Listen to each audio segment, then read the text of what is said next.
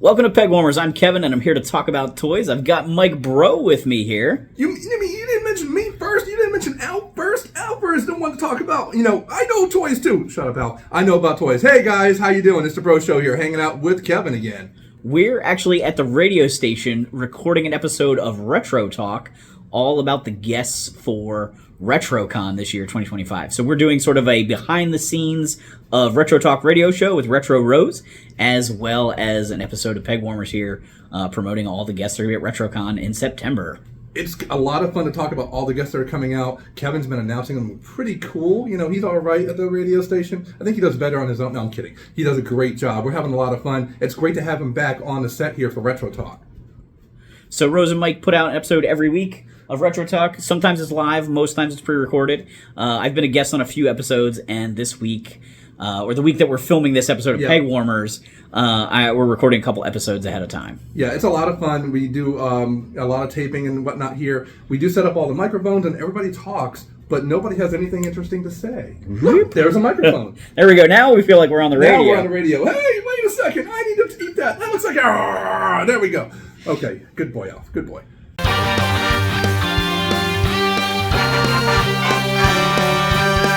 Welcome to a very special episode of Retro Talk. Yes, we have some fun to talk about today. I can't believe it, Miss Rose. We're back. We're talking about something really fun. There's a really cool thing, but we also have somebody special in the studio right now. Yeah, someone that we want to come more often, actually. Hey, guys. Thanks for having me back on. I'm Kevin from Pegwarmers. It's been a while since I've been on the show. Yes. It has been a while. But we love it. We love to have you here, and we're going to be talking about something today that I think I want to let Kevin say what we're talking about today. What are we talking about today? We're talking about the guest lineup for RetroCon 2025. What? Where is RetroCon? Where is RetroCon? RetroCon how can we find RetroCon, and where is it going to be housed? You can find all the information for RetroCon at retrocons.com, also on all social medias like X and on Facebook and on Instagram, all of those places. But also where we're going to be is at the Philadelphia Convention Expo Center out in Oaks, Pennsylvania, September 6th and 7th. This year, 2025. And you know why I did that? Because Tony and Mike usually do the commercials for us. Mike's got that good announcer voice. And, I should know a few things. I'm asking all the questions, and I'm actually one of the owners. My husband in the basement. Tony's I can see him knocking. He actually came up with the idea, and I said, let's do it. It's a phenomenal event every year. I look forward to it. It's my favorite convention of the year. Well, what I love is the fact that we always have fun guests that are more of our era, like 70s and 80s and such. Maybe a twinge of the 90s, which we'll talk about momentarily. But it's always that perfect mix of what we love to see. And I love it. I absolutely love it. And it's not only the guests. It's the panels. Mm-hmm. It's the shopping. Mm-hmm. I mean, I wish I could shop more. Because there's so much to find when you're walking around RetroCon. Lots of vendors with cool vintage items, action figures, artwork. Almost 300, over 300 tables. Yeah, and there's collectibles, but there's all these retro toy items, vintage stuff that you can't find anywhere. Yeah. I mean, I've seen times and I've mentioned this before, where I've saw boxed cat slayers. How often do you see that? Well, you hope there's no cats in there. And honestly, it's like a Schrodinger's box. If the cat slayer, you don't know until you open it if the cat slayer is in there or not in there. I'm just going to put that out there. Oh, yeah, put that out there. I seen a Filmation's haunted house, the Ghostbusters? Yeah, Filmation Ghostbusters. That is a rare playset. I've seen that there. I've seen stuff that's just unheard of. I've seen the Sectars playset boxed. You've seen that huge. There. The Hive? Oh, my gosh. Yeah, the Hive set. That's a huge playset. It's impossible. Some of the stuff that you see, it's crazy. It's crazy. That's all I can say. And I never get to shop any of it. Maybe a little bit on Friday, because most of the time I'm running around like a maniac. The event is open all day, Saturday and Sunday, right? Yep, Saturday and Sunday. We have special things happening throughout the day, and then there's a few little things that happen at night to keep you entertained. Yep. You have the arcade setup. You have all the vehicles that are going to be there that you can take pictures with, including one vehicle I'm looking forward to is the Smoking the Bandit car. Yeah. I've never had a chance to have a picture with that, and I just love it's a cool looking car. I mean, this guy here that's talking right now, Mike Breaux. The Bro Show. Of the Bro Show. Runs the trivia contest. No. This is Okay, real quick, because everybody's heard me talk about this. This is where Tony tries to kill me at RetroCon. Not only is it the trivia contest, which I love to do, there's also the weird toy contest. The weird toy. There's also going to be the retro T-shirt contest, and the karaoke contest where I get to be a judge and host on, and then who knows what else I'll be doing. It's going to be wild and wacky. And I will say, usually when you come in, Kevin's usually one of the first people you'll meet because he'll usually see you at the register. I usually work the first shift at registration. Yep. That's me and Kevin doing there. it together, and our friend Renee hanging out with us. Don't scare people, Mike. I'm not scaring them. It's fun. Because when they come in, I'm like, ooh, that's a cool shirt. That's a cool shirt. Because they all have cool shirts on or costumes. Or I love it. So sorry. Mike says, I'm going to be the first face you see when he comes. Wait, you're saying that's going to scare people away? What the heck? We'll just put Alf in charge. We can do that. We can put Alf out there. You know what I would love to see at a RetroCon? Not to change the subject of what we're going to be talking about. I would love to see Mike dressed up as a giant Alf one year. Full just body checking Alf suit? people in as they come in. Here's Alf, this giant Alf, checking people in as they come in. What are you talking about? If I were to do that, I'd be looking for kitty cats in all the bags. Because you know what? They wouldn't get in without giving me a cat. That's all that's going to happen. There has actually been a couple cats at RetroCon. You know what? There was one year where there was a cat show next to RetroCon, and our friend Renee took me over to try and get a photo in the cat show, and they wouldn't let her in. For obvious reasons. Obvious reasons. Well, it's better to have a cat show than a reptile show. True, very and I've true. mentioned it before that people have come over to me. This one year, someone came over with a bunch of little snakes in a container and asked me where they wanted me to put this. And I was like, nowhere. We got nothing. We got nothing. Yeah, it's like, take it back to your own convention. No snakes for me unless it's Snake Mountain. Oh, yeah. Although you could have a real snake in Snake Mountain, but then that might scare a kid that might buy it. Yeah, it would scare a kid. Actually, kids love snakes. But, I don't know. Let's talk about this year, though. This year, we got a lot going on. Can you tell us who's going to be there? One of your favorite guests. All right, so the pairing that I am most excited for, these are two different voice actors, but have a very strong connection. Rob Paulson and Maurice LaMarche are going to be there. Pinky and what the brain. brain. What are we going to do today? Pinky and the brain. Same thing we do every day, genius, Pinky. The other's insane. Sorry. So Rob Paulson is Yakko Warner from Animaniacs, and Pinky. He's also been Ninja Turtles in multiple versions of the Ninja Turtles show. Yes. He was Snow Job in the G.I. Joe cartoon and Tripwire, so he's been in a lot of cartoons. He was in the Transformers, too. He's in Transformers as well. Yeah. I mean, he was out there everywhere. Rob is a returning RetroCon guest, and then his partner in crime, Maurice LaMarche, the voice of Brain from Animaniacs, will be there. Maurice also was on The Real Ghostbusters as Egon. Egon Spengler. And he was in Ghostbusters Extreme, too. Okay, yeah. Oh, that's right. He came Yeah, back as Egon. Yep. Which I love as a continuation of the cartoon. Like, it was great. Yeah. But I love that it's Pinky and the Brain because you hear, Nerf! And then, well, what are we going to do this tonight, Brain? The same thing we do every night, Pinky. Try to take over the world. It's definitely going to be fun to see them together. Now, this case, you guys are going to, shame on me. I never really watched it too much, but are those guys both lab? They're not, they're lab mice, yeah. Yeah, mice. they're part of Acme Labs. That's where they're at. So they're actually, their brains have probably been enhanced anyway. Yeah, so the Brain is super smart and Pinky is really dumb. But they're both from a lab. They're like cellmates in a lab. Oh, wow. And the Brain wants to take over the world. I haven't really watched it too much to know enough about it. It's a funny sketch. It was part of the show The Animaniacs, like a reoccurring segment, and then it became so popular it got its own half-hour show for a while. So Brain really just got enhanced from all these treatments and such. Yeah. It's like Secret of NIMH with super evil. That's the way to think of it. That's pretty cool, though. I'm excited to get them. I'm excited to have both of those guys there. And who I'm really excited about, and when Tony said we're getting him, I just about flipped out. Paul Williams. Yes.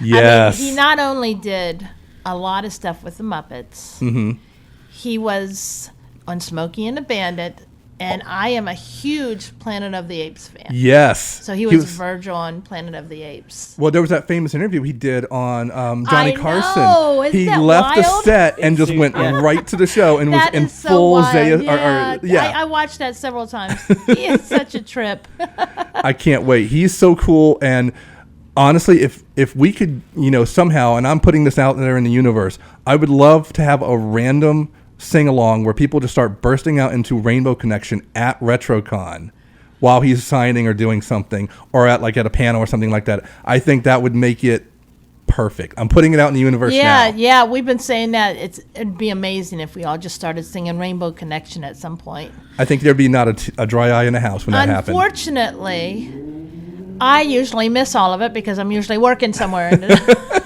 I miss all the fun. I know one of the vendors that's going to be at RetroCon picked up a carded Batman the Animated Series Penguin figure to get signed Just by to Paul get Williams. signed. Oh, wow, that's Voice of right. the Penguin. Oh, my goodness. I mean, and he's done so much. I mean, he's won so many awards. Mm-hmm. I mean, Tony made a list of everything that he won on the website. Okay. So if you guys go to retrocons.com, you're going to see all these guests, but it has all these awards and everything he did, and it's just endless what he's done. He's even wrote monkey songs. Okay. From the show The Monkeys. Oh, really? I mean, I didn't even know that. yeah. And Oh, wow. So many songs he's written throughout the years. Oh, my This guy's gosh. crazy. He even tried to become a monkey.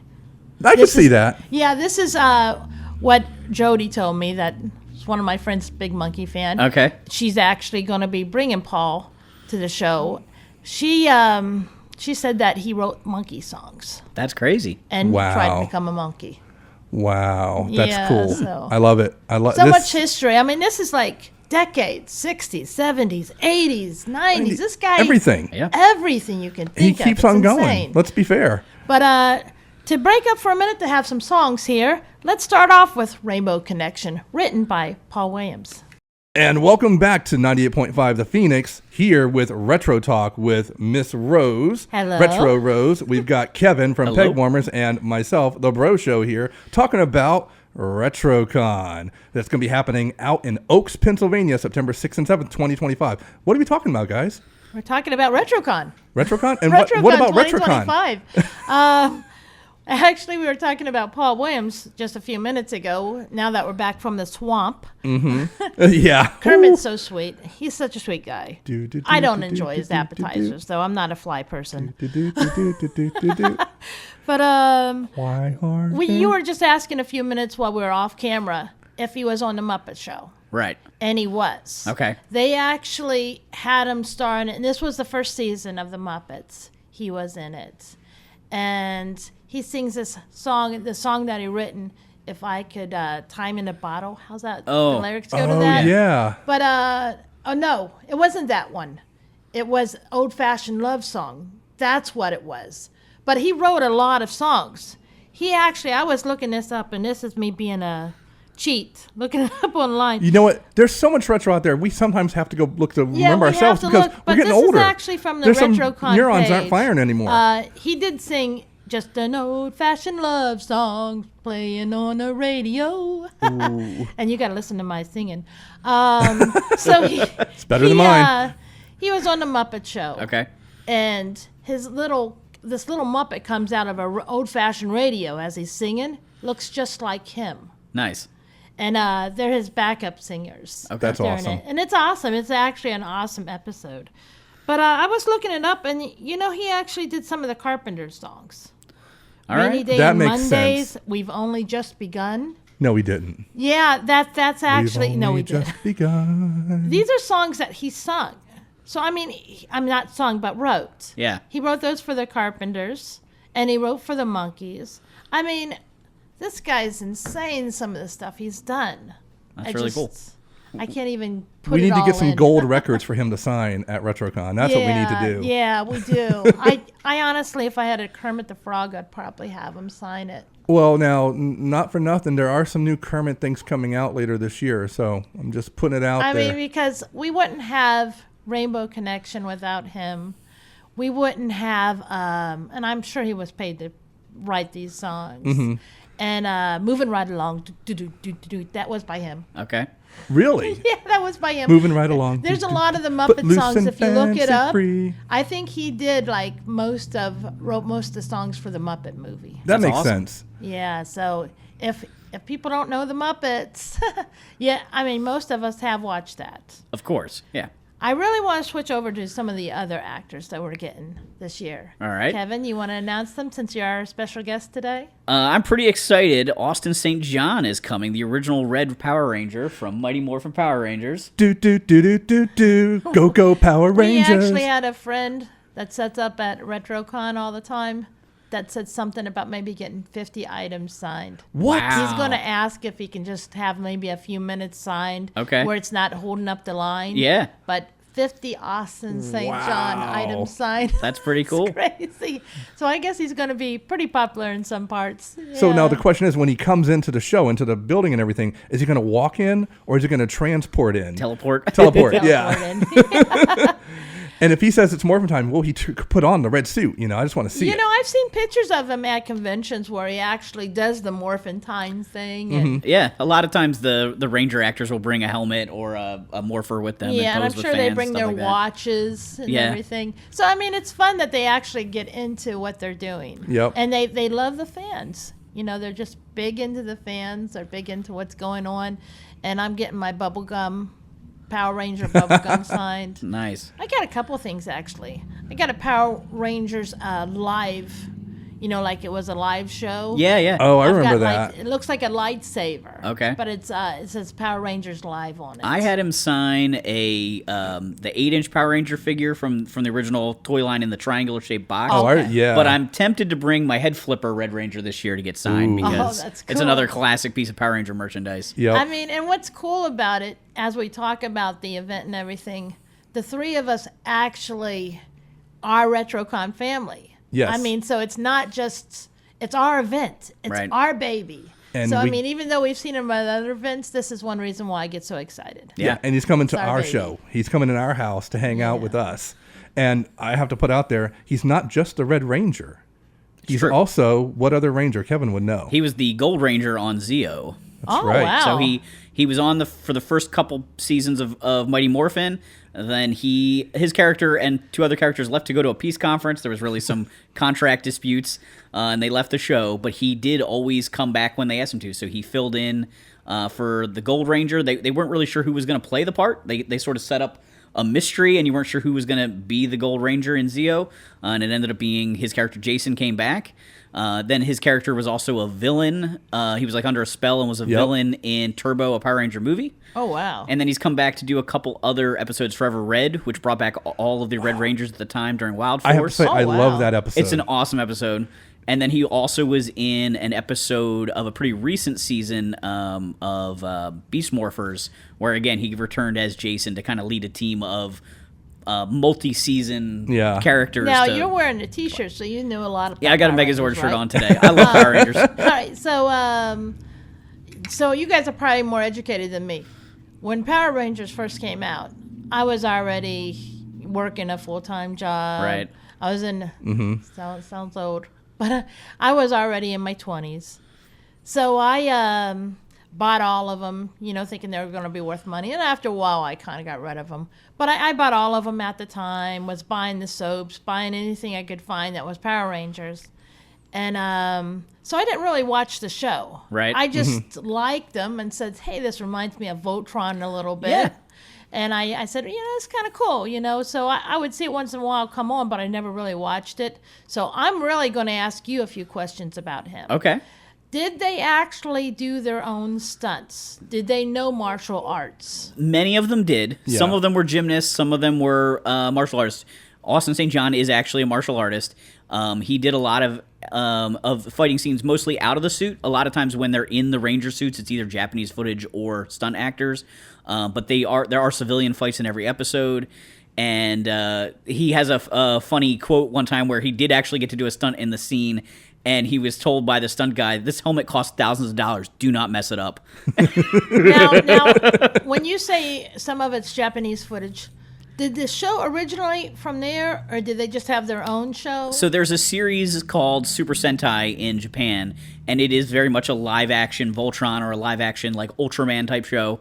And the creator of Power Rangers saw the show in a hotel when he was in Asia somewhere, and he decided he was going to license the footage, kind of like how Voltron was licensed and they Americanized it. He cut out all the scenes with the Japanese actors out of their costumes and wrote this like teenage drama to take place in between the Japanese fight scenes.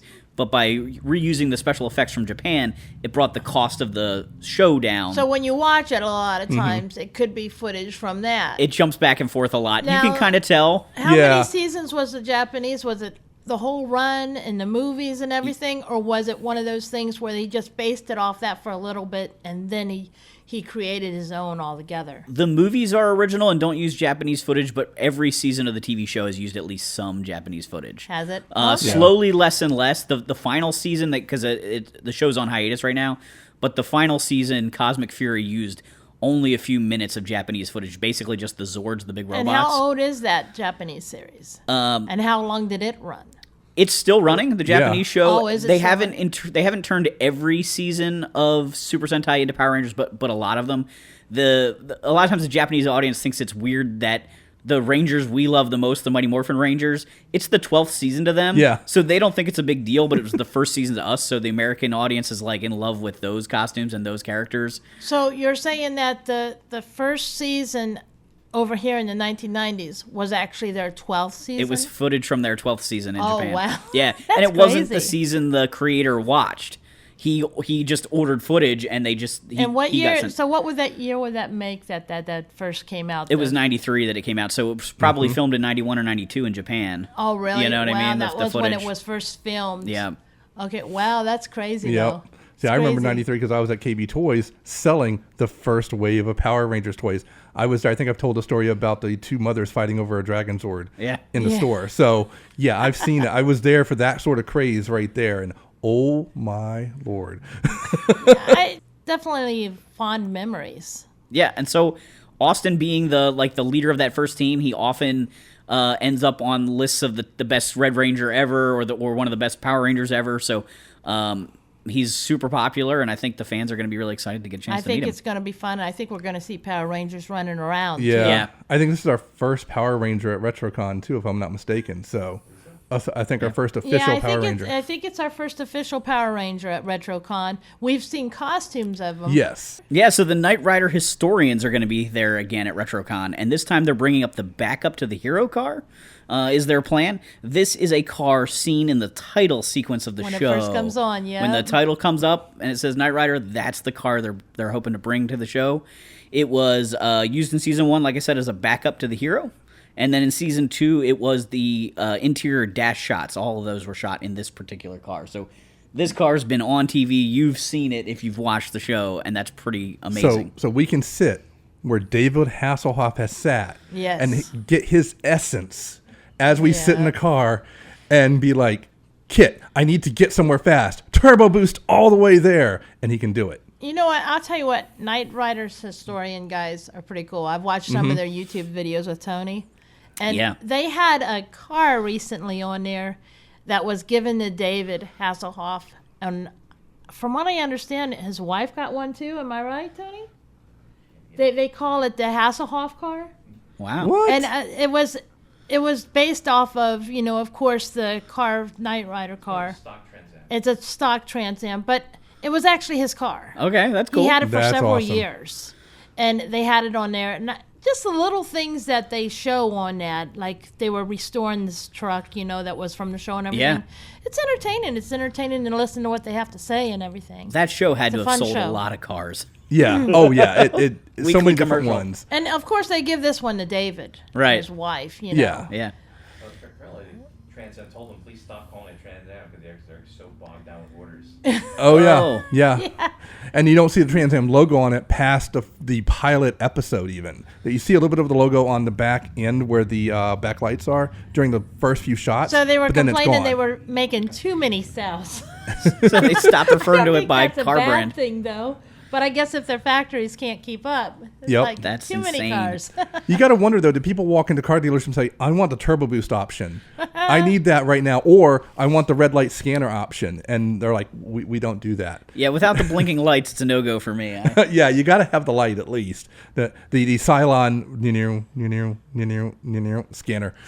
So that's just one of the cars that's going to be there. And when Mike mentioned the Smokey and the Bandit car is going to be there because of Paul Williams. Yep. Oh, I can't wait. We're also going to have the Chips motorcycle. Now, why are we having the Chips there, guys? Well, we're going to have Eric Estrada and Larry Wilcox there, Paunch and John from Chips.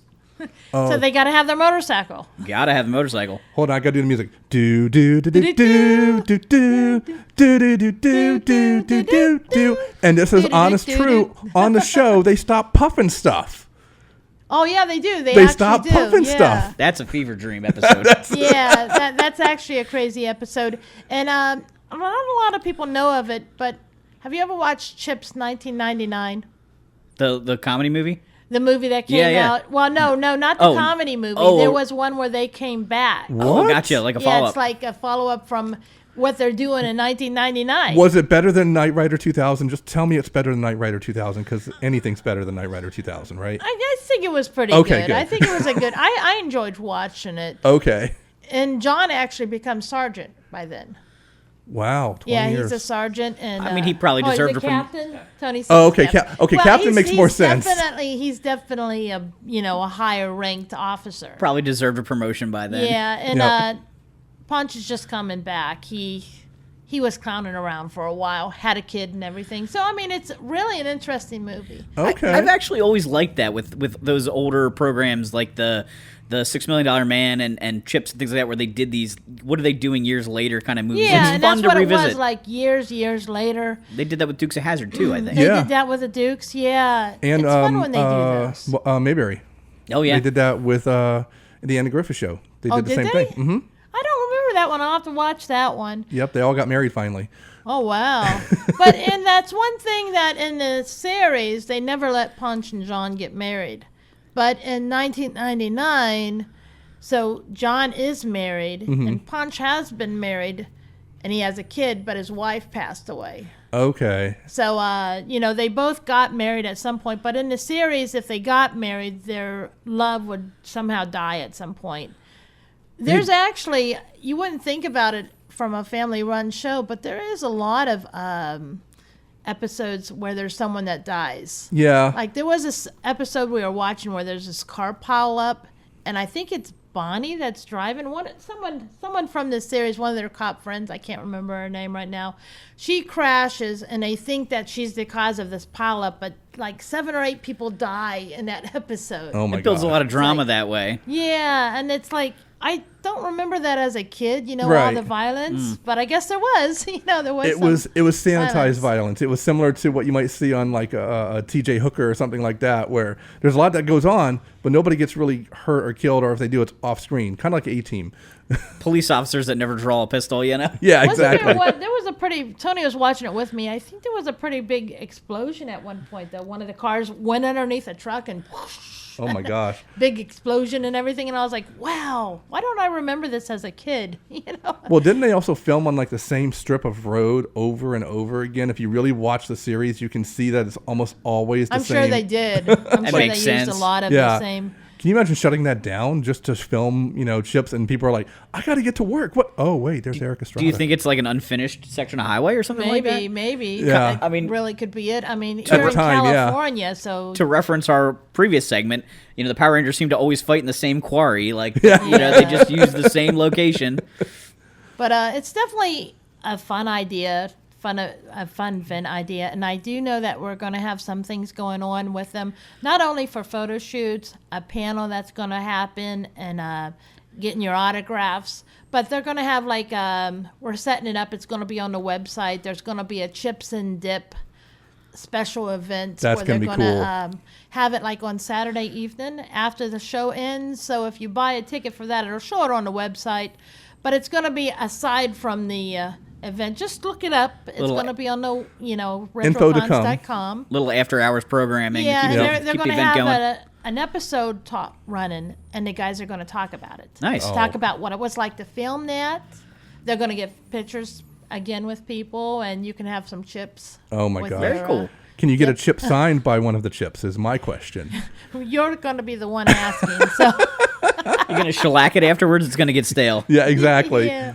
Now, also with the photos and everything, are they going to do photos with? I think. Oh, they're going to do it with the motorcycle. I was going to say Nice. they got to do it with the motorcycle. They'll for probably people. do one with the motorcycle and one where it's just the two of them with the Okay. backdrop. Cool. Yeah, so there'll probably be a couple different. You know what? ones. We should. All right, we got to put it out in And the I universe again. I need a photo of them arresting me with Alf. For catnapping. Arresting you with Alf. You got to bring For some catnapping. handcuffs with you. They can Yeah. handcuff I him down think to they you. might actually do them at their table too, but I'm not going to say for sure. Yeah. They are doing them at the. Tony in the basement said they are doing it at Okay. the table. We got to do it for So, catnapping. That's what we got to do. You can do it at the table. You can do the pro op with the backdrop, and there's going to be the motorcycle too. That's awesome. So there's going to be several different ways to actually get photos with these guys and get autographs with them. Someone from France. They probably have better English than I Wow. do sometimes. They're coming from France just to meet the Chips guys. That's great. Yeah, That's really so- awesome. And we've had people come all the way from, oh gosh. Well, we had years somebody come ago. from Britain just to come see to There the was trivia someone contest from specifically. Australia just to meet the nostalgia Yeah. critic. Like Yeah. years ago, it was crazy, where people will come from just to meet these people. Yeah, it's a fun show. It's a worldwide show. People, I don't think, get that sometimes, that we have people coming from all over just to see RetroCon. Yeah, so I mean, even with the Chips guys, you're getting the Chips guys, and we're getting a historian, Knight Rider, and we haven't mentioned him yet, but in our next segment, we are going to talk about Scarecrow Mrs. King because of Bruce Boxleitner. Yeah, You got so- he's from Scarecrow, Mrs. King. You've also got him from Tron, with Tron and Tron Legacy, which again we'll talk about. But also one of the greatest sci-fi shows ever created, Babylon 5. I never watched Babylon 5. I bet it's going to boo me, Oh, but I can talk about Babylon 5. It's so much fun. You can talk about that. And we haven't said about him yet, but we are going to talk about him in a few minutes. We're going to go to a break and listen to the Flight of the Navigator theme song, if that gives you an idea. And welcome back to Retro Talk here again. We're going to be talking more about RetroCon. I love that theme from Alan Silvestri. It's one of my favorite movie themes of all time. It's up there with like Last Starfighter and things like that. Not your big Star Wars ones. I love it. And I love the movie it's from. Oh, I love the movie too. Oh my gosh. Flight of the Yeah. Navigator is one of those it's a classic kids movie that's its own standalone thing. One of my childhood favorites. Yeah. And I will tell you, I've talked to Joey on the phone. How I actually got started with this to get him for this year. Well, who is this Flight now? of the Navigator, Joey Kramer, The main kid. the main, The main kid. So how I started talking to Tony about who we should get again, and I said, you know what, we should try to get the Flight of the Navigator kid. And I had just got done watching Flight of the Navigator, how's it go, the Afterlife? Life after the Life after Flight of the Navigator.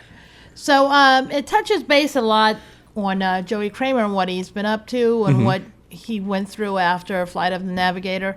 But that's what got me started on, hey, why don't we get him?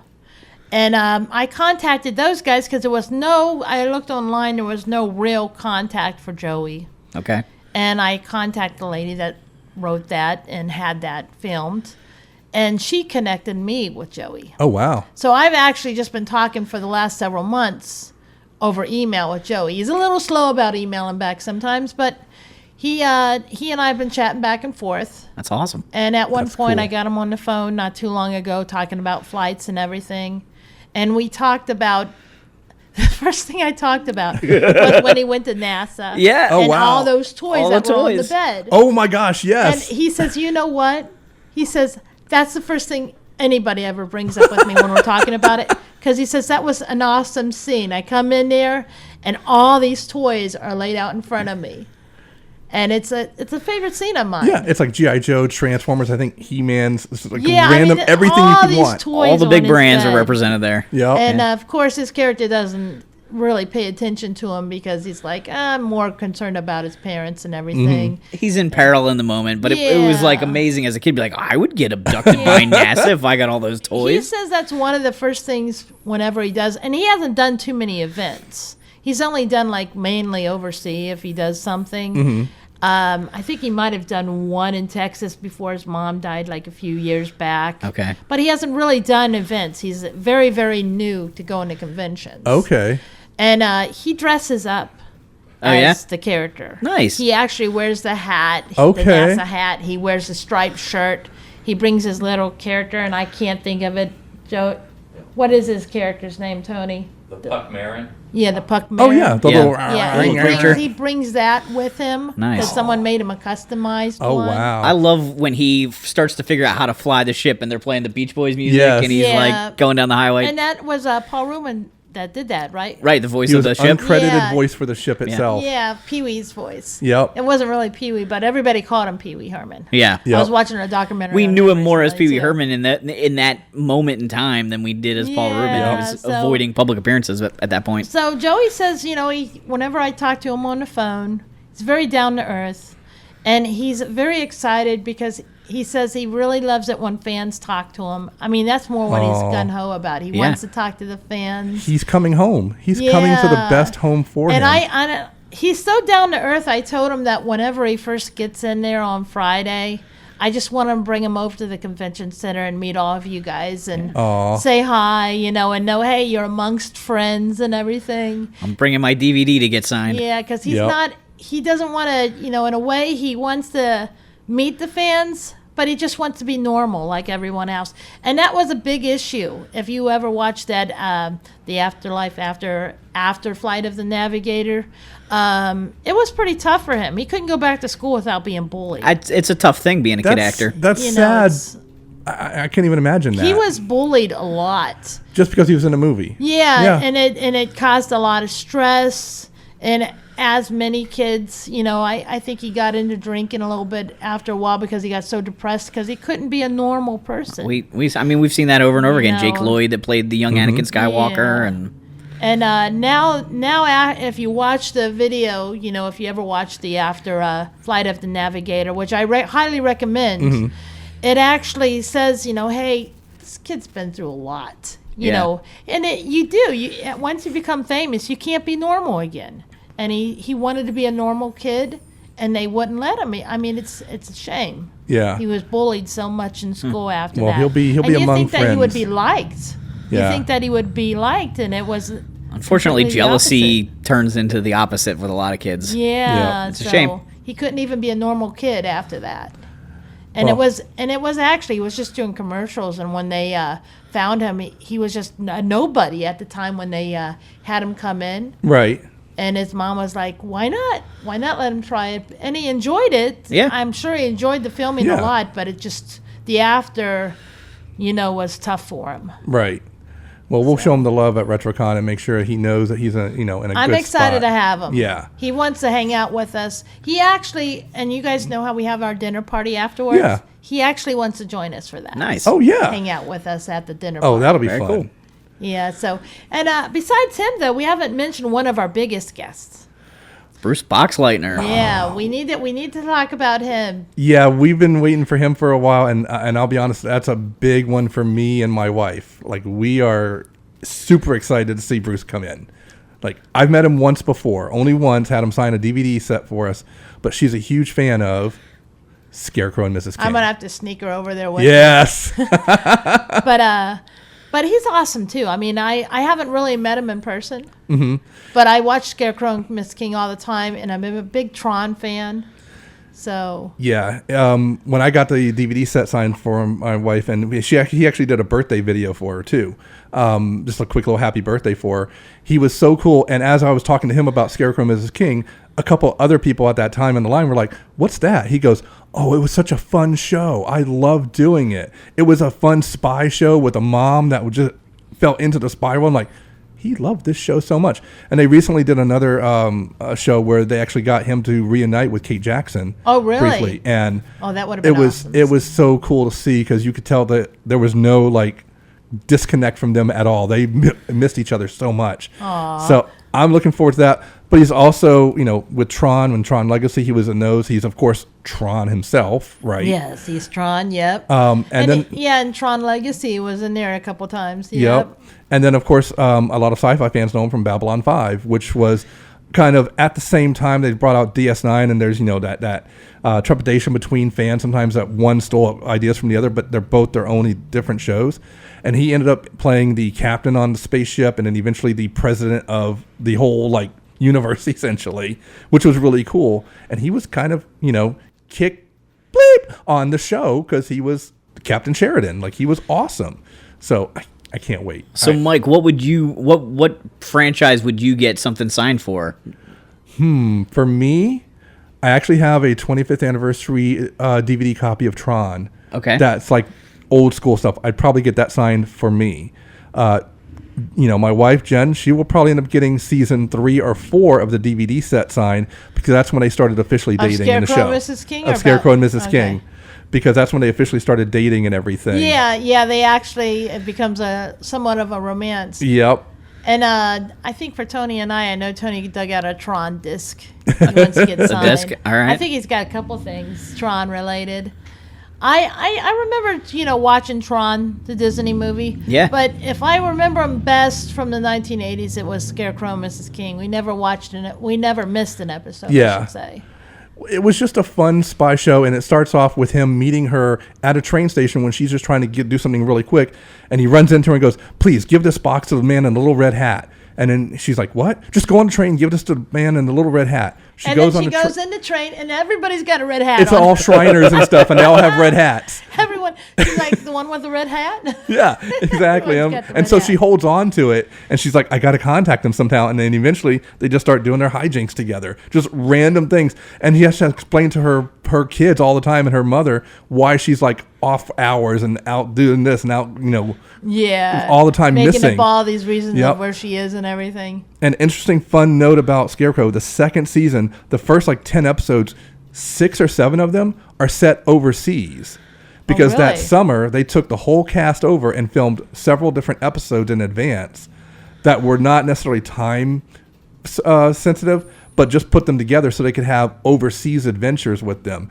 And it was always funny how they tried to say how the family or her ended up overseas to try and to hide the fact that she was actually doing spy work with him. Yeah. Like the family one time won a contest in a grocery store to go overseas for a thing, and he explains to her, "No, you didn't win that by accident. We had the guy in the grocery store who made sure you got the winning thing and this and that." I'm like, oh, that's fun. That's just fun. Yeah. I like that. I was watching the first season recently, but I need to watch all of them again. It's been a while. Yeah. But it was definitely one of those shows that we watched all the time. Yeah, it was a fun show. So having Bruce is awesome. Like, we have so many awesome guests this year. Yeah, I mean, it's not going to be a boring year, and we're thinking about announcing someone else soon. Oh, that'd be awesome. It's a stacked lineup already. We're working on possibly getting another guest from the 70s, 80s time period. Well, then we'll just say more to come for RetroCon 2025. That's going to be out in Oaks, Pennsylvania at the Philadelphia Expo Center,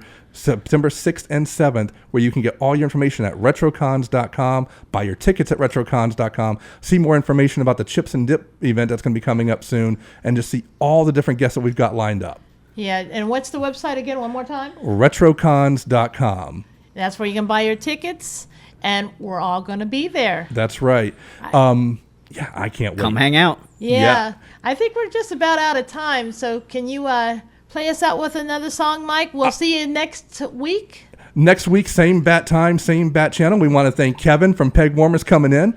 Thank you, Mr. Kevin, for giving us all the cool Power Rangers history and giving us the guest lineup. And we plan to have you back again. All right. That's right. Be a warning. So you've been listening to 98.5 The Phoenix here with Retro Talk with Retro Rose, The Bro Show, and Kevin from Pegwarmers. We're going to be leaving the show now with Tron Legacy theme, The Grid, played by Daft Punk. So then out in the parking lot of the radio station, I did a little bit of toy hunting, sort of.